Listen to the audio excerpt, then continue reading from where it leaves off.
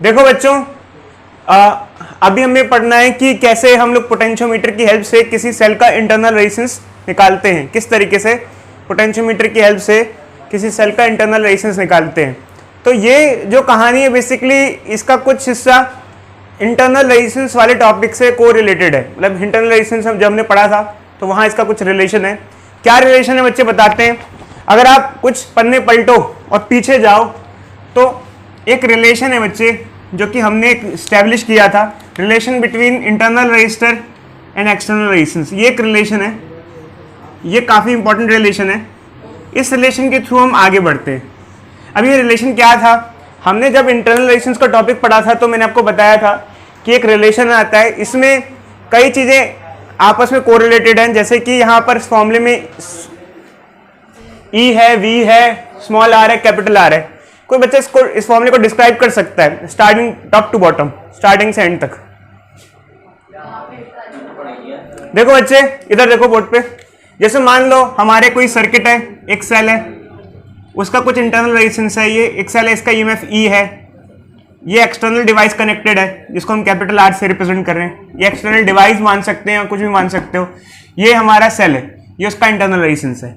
तो यहाँ पर क्या क्या चीजें क्या क्या हैं। जो कैपिटल R है वो तो ऑब्वियस सी बात है, एक्सटर्नल रजिस्टर या डिवाइस का रेजिस्टेंस हो गया। स्मॉल r क्या हो गया, जो सेल है जिसका इंटरनल रेजिस्टेंस हमें निकालना है वो हो गया। E क्या हो गया और V क्या हो गया। E जो सेल का ईएमएफ है वो E हो गया और V जो सेल का टर्मिनल पोटेंशियल डिफरेंस है वो V हो गया। आपको बच्चों हमने एक चीज बहुत डीपली बता रखी है कि और E और V में फर्क क्या होता है। प्रिंस बताओ बच्चे, E और V में क्या फर्क होता है।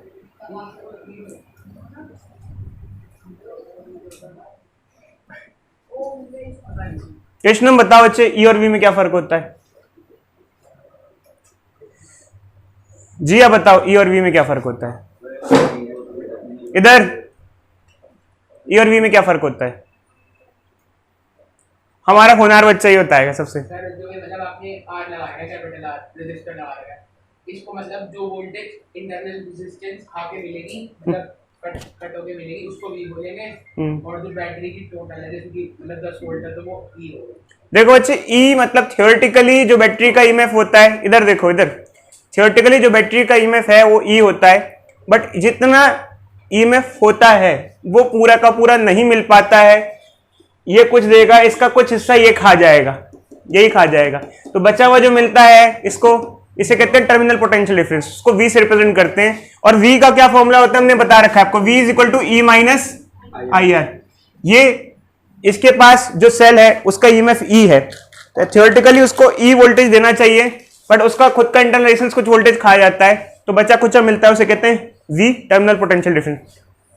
बहुत दुख की बात है बच्चे कि हाँ आप लोगों को E और V में फर्क नहीं पता। इतने टाइम से मैं पढ़ा रहा हूँ,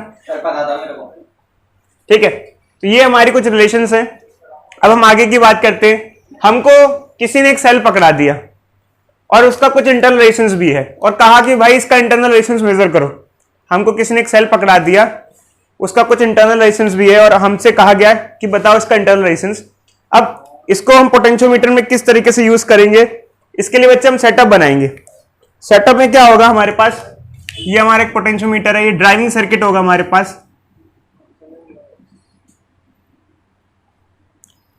ये ड्राइविंग सर्किट है, ये रेजिस्टेंस वायर है। अब ये जो सेल है हमें किसी ने पकड़ा दिया कि भाई लो इसका इंटरनल रेजिस्टेंस बताओ। ये सेल है, इसका इंटरनल रेजिस्टेंस बताना है। ये सेल है, इसका ईएमएफ E है, इसका इंटरनल रेजिस्टेंस R है। अब इसका इंटरनल रेजिस्टेंस बताना है, तो इसके लिए हमें थोड़ा सा सेटअप बनाना पड़ता है। मैं आपको बताता हूँ बच्चे सेटअप में क्या होता है। देखो बच्चे एक्चुअली क्या होता है, इसके पैरेलल में एक रेजिस्टेंस बॉक्स कनेक्ट करना पड़ता है हमको। मैं लिख रहा हूं RB फॉर रेजिस्टेंस बॉक्स में हम मनचाहा रेजिस्टेंस अप्लाई कर सकते हैं। चाहे कई बार बच्चे कहते हैं सर रियोस्टैट लगा सकते हैं, रियोस्टैट भी लगा सकते हो, कोई इतना इश्यू नहीं है इस चीज को लेके। इसके पैरेलल में कनेक्ट कर दिया, ये गैल्वेनोमीटर हो गया और ये बैलेंसिंग लेंथ मेजर के लिए सेटअप है। तो हमारा सेटअप ऑल दो बिल्कुल सेम ही है, बस फर्क क्या हुआ कि जो पुराना सेटअप था उसके अंदर पैरेलल में हमने क्या कनेक्ट कर दिया, रेजिस्टेंस बॉक्स कनेक्ट कर दिया। ठीक है बच्चे, जो पुराना सेटअप था वो तो सेम ही है, सिर्फ फर्क क्या हुआ कि हमने पैरेलल में एक रेजिस्टेंस बॉक्स कनेक्ट कर दिया। अब क्वेश्चन ये राइज होता है ऐसा किया क्यों गया। देखो बच्चे, इसे बताने से पहले हम थोड़ा थोड़ा आपको स्टेप्स बताएंगे। एक्चुअली क्या है कि अगर हमें स्मॉल आर की वैल्यू चाहिए, इधर देखो, स्मॉल आर की वैल्यू चाहिए तो हमें हमारे पास कैपिटल आर होना चाहिए, ई होना चाहिए, वी होना चाहिए, ये वैल्यूज होनी चाहिए। ठीक है, तो हम अब आगे बढ़ते हैं बच्चे। देखो बच्चे, ये सेटअप है हमारा। हमें यहां पर 2 बार रीडिंग लेनी होती है। इधर देखो वही बोर्ड पे, पहली बार इस रेजिस्टेंस बॉक्स को हटा के रीडिंग लेनी होती है। मतलब रेजिस्टेंस बॉक्स ऑफ है, ऑफ है मतलब सर्किट का पार्ट नहीं है, मतलब मान के चलो ये है ही नहीं। समझ में आ रहा है बच्चे? अगर ये सर्किट का पार्ट नहीं है तो हमको बैलेंसिंग लेंथ मिल जाएगी। मान लो बैलेंसिंग लेंथ क्या आ गई, L1 आ गई। जॉकी को मूव कराओगे, जीरो डिफ्लेक्शन पे बैलेंसिंग लेंथ मेजर करोगे। बैलेंसिंग लेंथ ऊपर वाला पोटेंशियोमीटर है ना? हाँ बच्चे, ये पोटेंशियोमीटर है। तो जब आपने बैलेंसिंग लेंथ मेजर की फर्स्ट केस में, अभी हमारा resistance box is not connected है, ध्यान रखना, रेजिस्टेंस बॉक्स कनेक्टेड नहीं है, सर्किट से बाहर है। तो हमें ईएमएफ मिलेगा और ये वैल्यू, ये हमारी जो हम आमतौर पे रिलेशन यूज करते हैं, ये आ गई। ये हमारा पहला स्टेप हुआ। अब हम क्या करेंगे बच्चे, सेकंड केस में क्या करेंगे, इस रेजिस्टेंस बॉक्स को सर्किट से कनेक्ट कर देंगे, फिर से रीडिंग लेंगे। अब जब रीडिंग लोगे तो पुरानी बैलेंसिंग लेंथ नहीं आएगी, बैलेंसिंग लेंथ चेंज हो जाएगी। अब जैसे मान लो दोबारा रीडिंग लोगे आप, तो बैलेंसिंग लेंथ पहले अगर L1 आई थी तो अब बैलेंसिंग लेंथ चेंज हो जाएगी, आपको दोबारा से बैलेंसिंग करनी पड़ेगी और बैलेंसिंग लेंथ कोई और मिलेगी। मतलब कुछ भी मिले, मतलब चेंज देखने को मिल सकता है आपको और मिलेगा। ठीक है, आपको बैलेंसिंग लेंथ में चेंज देखने को मिलेगा। ये समझ में आ गया आपको? तो यहां पर सेकंड केस में रेजिस्टेंस बॉक्स इज कनेक्टेड। अब सिर्फ रेजिस्टेंस बॉक्स ऐसा नहीं है कनेक्टेड होगा, एक्चुअली क्या है, रेजिस्टेंस बॉक्स कनेक्टेड होगा तो रेजिस्टेंस बॉक्स में कुछ रेजिस्टेंस की वैल्यू भी होगी, मतलब कुछ वैल्यू होगी, 2 ओम 5 ओम। एक्चुअली रेजिस्टेंस बॉक्स क्या होता है बच्चे, रेजिस्टेंस बॉक्स जैसे रियोस्टैट होता है, उसमें हम मनचाहा रेजिस्टेंस प्रोवाइड कर सकते हैं। रेजिस्टेंस बॉक्स भी ऐसा ही होता है, रियोस्टैट जैसा ही होता है, बट उसका डिजाइन थोड़ा अलग होता है। उसमें भी आप मनचाहा रेजिस्टेंस प्रोवाइड कर सकते हो। बट रियोस्टैट और रेजिस्टेंस बॉक्स में एक फर्क होता है, रियोस्टैट में आप वेरिएबल वैल्यू कुछ भी अप्लाई कर सकते हो, जैसे रेंज होती है 10 से लेकर 100 ओम तक की वैल्यू में से कोई सी भी वैल्यू अप्लाई कर सकते हो, उसको हम मूव कराते हैं। जबकि रेजिस्टेंस बॉक्स में क्या होता है, रेजिस्टेंस बॉक्स में रेजिस्टेंस के कुछ वैल्यूज होती हैं सिर्फ, जैसे मान लो रेजिस्टेंस बॉक्स में 10 ओम का रेजिस्टेंस है, 20 का है, 30 का है, 40 का है, तो डिस्क्रीट वैल्यू ही अप्लाई कर सकते हो। ये बात समझ में आया? रियोस्टैट में आप कंटिन्यूअसली वैल्यू अप्लाई कर सकते हो। रियोस्टैट में क्या होता है, हम उसको मूव कराते हैं। जैसे मान लो कोई रियोस्टैट है, उसका रेंज 10 ओम टू 100 ओम है, एग्जांपल ले रहा हूं बच्चे, वैसे मुझे रेंज नहीं पता रियोस्टैट का कैसा होता है, मुझे याद नहीं है। तो 10 से 100 तक है, तो 10 से 100 में आप कोई सी भी वैल्यू रियोस्टैट से दे सकते हो सर्किट में। बट रेजिस्टेंस बॉक्स में क्या होता है, ऐसा नहीं होता। रेजिस्टेंस बॉक्स में रेजिस्टेंस होते हैं, रेजिस्टर्स होते हैं 10 ओम, 20 ओम, 30 ओम, 40 ओम, तो आप उसी वैल्यू का रेजिस्टेंस दे सकते हो। मान लो मैंने रेजिस्टेंस बॉक्स में है मेरे पास, उसकी बेसिस पे मैंने उसकी हेल्प से हमने 10 ओम का रेजिस्टेंस प्रोवाइड किया। अब यहाँ पे एक क्वेश्चन ये भी राइज होता है, रेजिस्टेंस बॉक्स काम कैसे करता है। जब तक आपके हाथ में ना आए ना, तब तक आपको नहीं समझ में आएगा। समझ में आया बच्चे? रेजिस्टेंस बॉक्स की मैं जो बात कर रहा हूँ, जब तक आप एक्टिविटी में नहीं देखोगे तब तक आपको समझ में नहीं आएगा। तो मान लो रेजिस्टेंस बॉक्स से हमने कुछ रेजिस्टेंस की वैल्यू अप्लाई की, अभी सर्किट कनेक्ट कर दिया और फिर से बैलेंसिंग लेंथ ली। अब क्या होगा बच्चे, जब हम बैलेंसिंग लेंथ लेंगे तो पुराने के कंपैरिजन में कम आएगी, मतलब कि in second case L2 will be lesser than L1। तो इसका क्वेश्चन ये है कि ऐसा क्यों होगा कि वो लेसर होगी, क्यों, किस कारण से होगी। दूसरा ये होता है बच्चे, सेकंड केस में क्या होगा, जैसे आप ये सर्किट देख रहे हो ना, जब हम रीडिंग लेते हैं तो गैल्वेनोमीटर में करंट क्या हो जाता है, 0 हो जाता है। तो यहां से तो कोई करंट फ्लो नहीं कर रहा है, बट एक्चुअली क्या है, सेकंड केस में इंटरनल सर्किट में, मतलब इंटरनल सर्किट मतलब कौन सा हुआ हमारा, ये सर्किट, यहां से तो करंट नहीं जा रहा है, इधर से इधर कोई करंट नहीं जा रहा है, इसका करंट इस साइड कोई नहीं जा रहा है क्योंकि यहां से करंट 0 फ्लो कर रहा है। ठीक है, बट अंदर वाले सर्किट में फिर भी आपको करंट देखने को मिलेगा, क्योंकि बैलेंसिंग में अगर हमने गैल्वेनोमीटर लगाया, हमने बैलेंसिंग की, तो हमने देखा गैल्वेनोमीटर करंट 0 हो गया, मतलब यहां से कोई करंट जा नहीं रहा है, यहां से कोई जा नहीं रहा है, यहां से कोई आ नहीं रहा है, जो भी हो रहा है, बट अंदर वाले सर्किट में फिर भी करंट फ्लो करेगा, ऐसे फ्लो करेगा।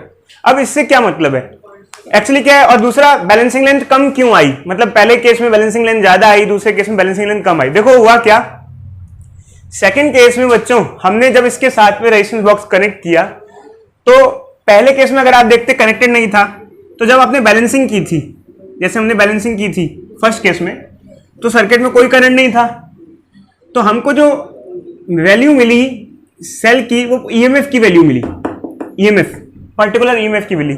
सेकंड केस में आपने क्या किया, जब इसको सर्किट में कनेक्ट कर दिया तो हमने बैलेंसिंग की, बट अंदर वाले सर्किट में करंट था, तो इसके थ्रू ये जो इंटरनल रजिस्टर है इसके थ्रू करंट फ्लो कर रहा था। मैं फिर से एक बार रिपीट करता हूं, अच्छे ध्यान से सुनना इस बात को।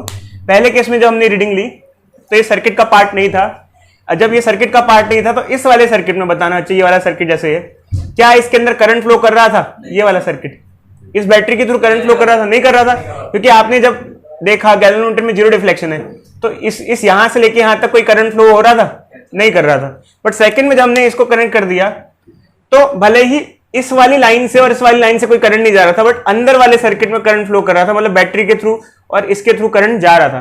तो अब जब इंटरनल रजिस्टर के थ्रू करंट जा रहा था तो इससे क्या हुआ कि सेकंड केस में जो इंटरनल रजिस्टर है उसको कुछ पोटेंशियल खाने का मौका मिल गया, क्योंकि सेकंड केस में भले ही इस वाली लाइन से करंट नहीं जा रहा बट अंदर तो करंट फ्लो कर रहा है। इस वाले देख रहे हो, इस वाले लूप में इंटरनल रजिस्टर से जब करंट फ्लो करता है तो वो पोटेंशियल खा जाता है, और पोटेंशियल जब वो खपा जाता है तो हमको एक्चुअल रीडिंग नहीं मिलती, ईएमएफ नहीं मिलता। क्या मिलता है उस केस में?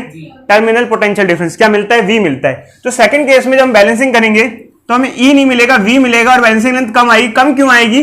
क्योंकि भाई ऑब्वियस सी बात है, भाई फर्स्ट केस में उसको वोल्टेज खाने को नहीं मिला क्योंकि आपने करंट दिया ही नहीं।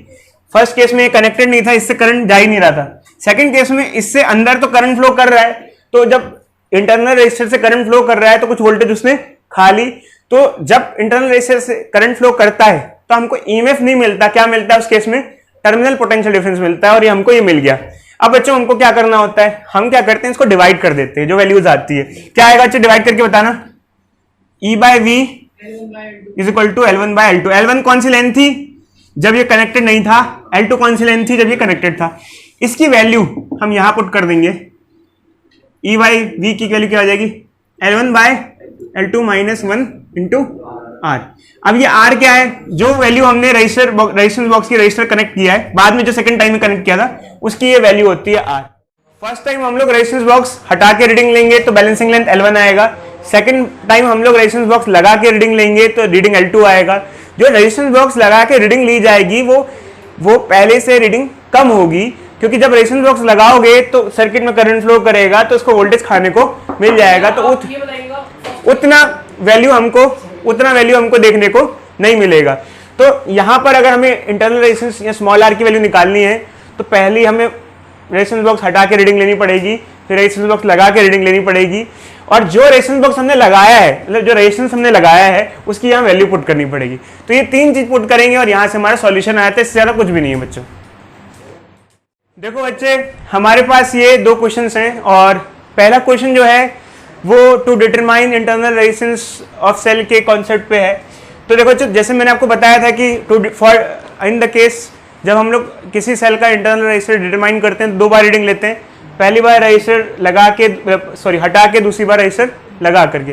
तो यहाँ पर भी जब हम रीडिंग लेंगे तो फर्स्ट केस में क्या होगा कि ये रजिस्टर हटा हुआ है, रीडिंग ली, तो बैलेंसिंग लेंथ जो हमें मिली 76.3। जब रजिस्टर कनेक्ट कर दिया इस सर्किट में पैरेलल में, इसके साथ, इस सर्किट के साथ, तो हमें रीडिंग मिली 64.8। ऑब्वियस सी बात है सेकंड केस में रीडिंग कम आएगी, क्योंकि सेकंड केस में हमें ईएमएफ नहीं मिलेगा, टर्मिनल पोटेंशियल डिफरेंस मिलेगा। तो हमें सिर्फ क्या करना है भाई, हमारा काम ज़्यादा दिमाग चलाने का नहीं है, हमारा काम सिर्फ फॉर्मूले में पुट करने का वैल्यूज़। क्या क्या वैल्यूज़ दी हुई है बच्चे? देखो L1 की वैल्यू कितनी दी हुई है? 76.3 सेंटीमीटर। सेंटीमीटर कट जाएगा अपने आप, 64.8 माइनस 1, और एक्सटर्नल रेजिस्टर कितने हैं? 9.5। इससे हमारी डायरेक्ट वैल्यू आ जाती है। इसमें जितना आपको कॉन्सेप्ट समझ में मत्था पच्ची होती है, एक्चुअल में कोई मत्था पच्ची नहीं है। इसको यूज़ करना बहुत सिंपल होता है, इसमें कुछ होता ही नहीं है। ठीक है। अब दूसरा क्वेश्चन है जो थोड़ा कॉन्सेप्चुअल है, इसको समझने में आपको लग सकता है। दूसरे क्वेश्चन में बच्चों हमारे पास सेटअप दे रखा है। इसमें कहा गया है कि बैलेंसिंग पॉइंट जो आया है वो x आया हुआ है, x बैलेंसिंग पॉइंट है। इसमें क्या कहा है कि बैलेंसिंग पॉइंट पे क्या शिफ्ट होगा अगर हम यहाँ पे r की वैल्यू को चेंज करें या s की वैल्यू को चेंज करें। देखो बच्चे, मैं आपको एक खास बात बता दूं, हमने एक्चुअली आमतौर पे कभी ना बैटरी के साथ रियोस्टेट नहीं कनेक्ट किया था अपने किसी सर्किट में, बट यहाँ इन्होंने कनेक्ट कर दिया है। कोई फर्क नहीं पड़ेगा अगर हम एस को लगाएं नहीं लगाएं, ज्यादा लगाएं कम लगाएं। कोई बच्चा बताएगा कि एस को लगाने नहीं लगाने, ज्यादा या कम लगाने से बैलेंसिंग पॉइंट पे कोई फर्क क्यों नहीं पड़ेगा? क्योंकि बैलेंसिंग के टाइम पर, क्योंकि at the time of balancing, जब हम बैलेंसिंग करते हैं तो इस सर्किट में कोई करंट फ्लो नहीं करता है। जब सर्किट में करंट फ्लो ही नहीं करेगा तो इसकी कोई भागीदारी नहीं होगी। भागीदारी का मतलब क्या है, जैसे इसका ये कोई रेजिस्टर अगर कनेक्ट होता है तो कुछ पोटेंशियल खाएगा, V = IR। जब हम लोग बैलेंसिंग करते हैं तो इस सर्किट में कोई करंट ही नहीं है। अगर करंट है ही नहीं तो रेजिस्टर किस काम का। देखो बच्चे, हमने कहा कि एक ट्रैफिक है, इस पे बहुत गड्ढे हैं, बट अगर उसमें कोई जा ही नहीं रहा है तो गड्ढे तो हैं होने, तो हमें क्या मतलब है। बट एक्चुअली क्या है, जब करंट फ्लो करता, क्योंकि जब बैलेंसिंग करते हैं तो यहां से कोई करंट फ्लो नहीं करता है, और जब करंट ही नहीं है तो कोई पोटेंशियल कंजम्पशन नहीं है इसके अक्रॉस, इसका कोई लेना देना है ही नहीं। तो अगर आप एस को बढ़ाओ घटाओ या लगाओ या ना लगाओ उसका कोई वर्थ नहीं है। बट यहां पर आर का बहुत वर्थ है। अब आर के वर्थ की क्या कहानी है बच्चे, हम बताते हैं। देखो एक्चुअल में क्या होता है कि जब हम आर की वैल्यू की बात करते हैं तो बहुत इंपॉर्टेंट है। देखो बच्चे, ये हमारा ड्राइविंग सर्किट होता है ऊपर वाला, और नीचे वाला हमारा सेकेंडरी सर्किट है। जो ऊपर वाला सर्किट है उसके बेसिस पे ही नीचे वाले की पूरी कहानी बेस्ड होती है। अगर मान लो हम आर को बढ़ा दें तो अभी आप नीचे वाले सर्किट को मत देखो, ऊपर वाले सर्किट को देखो, क्या इससे ऊपर वाले सर्किट के करंट में कुछ चेंजेस देखने को मिलेंगे? करंट बढ़ेगा या घटेगा? देखो करंट होता है net voltage by net resistance.